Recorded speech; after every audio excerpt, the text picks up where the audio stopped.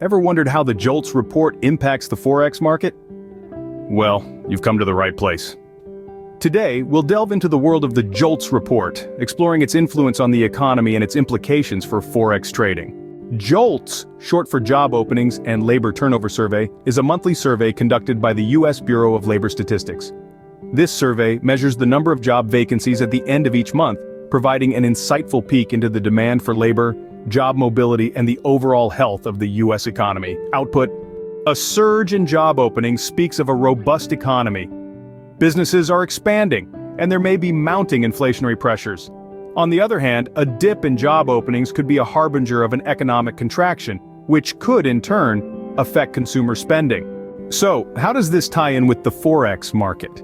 A stronger-than-expected JOLTS report generally bolsters the US dollar, while a report that falls short of expectations might weaken it. Thus, as a Forex trader, it's worthwhile keeping a close watch on the total number of job openings and the trends over time. This data can sway inflation rates, wage growth, and decisions on central bank monetary policy. Remember though, it's vital to view the JOLTS data through the lens of other economic indicators.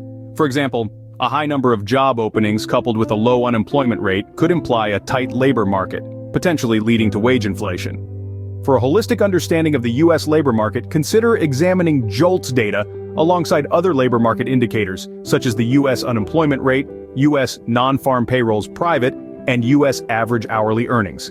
Informed trading is smart trading, so equip yourself with the right knowledge and you're well on your way to making informed decisions in the Forex market.